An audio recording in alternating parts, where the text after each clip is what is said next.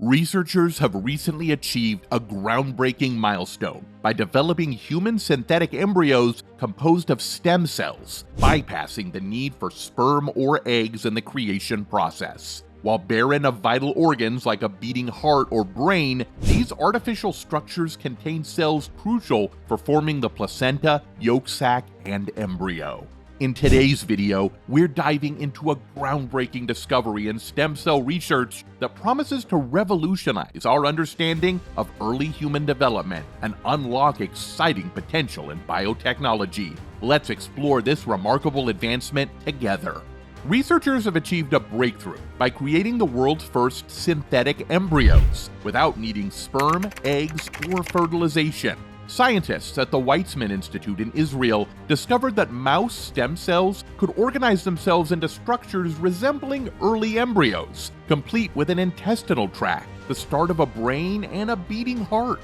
These synthetic embryos, as they are called, offer a unique opportunity to study how organs and tissues develop in natural embryos. In addition to advancing our understanding of embryonic development, researchers believe this work could reduce animal testing and open doors for new cell and tissue sources for human transplants. For instance, skin cells from a patient with leukemia could be reprogrammed into bone marrow stem cells for treating their condition, showcasing the promising potential of this groundbreaking research. Professor Jacob Hanna expressed his excitement about their groundbreaking work leading the research effort, stating, "Remarkably, we have demonstrated that embryonic stem cells can create complete synthetic embryos, including the placenta and yolk sac surrounding the embryo.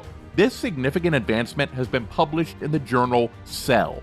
In a previous study, the team developed a mechanical womb that allowed natural mouse embryos to grow outside the uterus for several days. Building upon this, the researchers used the same device to nurture mouse stem cells for over a week, representing nearly half the gestation period for a mouse. Genetic programs were activated to guide some cells in developing into placental or yolk sac tissues by treating them with specific chemicals. In contrast, others naturally evolved into various organs and tissues. Although most stem cells did not form embryo-like structures, approximately 0.5% combined to form small structures containing distinct tissues and organs. Comparing these synthetic embryos to natural mouse embryos, researchers found they were 95% similar regarding the cell's internal structure and genetic profiles. Notably, the organs that developed in the synthetic embryos appeared functional based on the scientists' observations.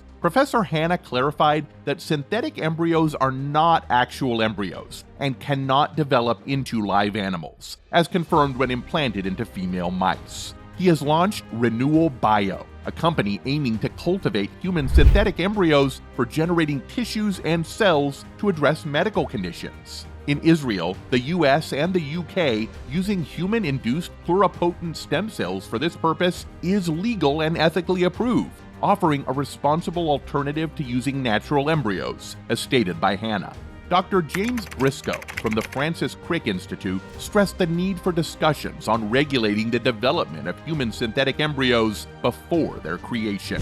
He highlighted the importance of establishing appropriate legal and ethical frameworks to govern research and utilization of these synthetic embryos, emphasizing the necessity of updating existing regulations. While acknowledging that synthetic human embryos are not an immediate reality, Briscoe underlined the need for further advancements due to the differences in knowledge between human and mouse embryos. He emphasized the importance of defining boundaries and ethical standards as research progresses. Professor Paul Taysar from Case Western Reserve University highlighted the ongoing convergence between synthetic and natural embryos as scientists advance stem cell-derived embryo research. He emphasized the importance of collective decision-making to determine the ethical boundaries in this evolving field.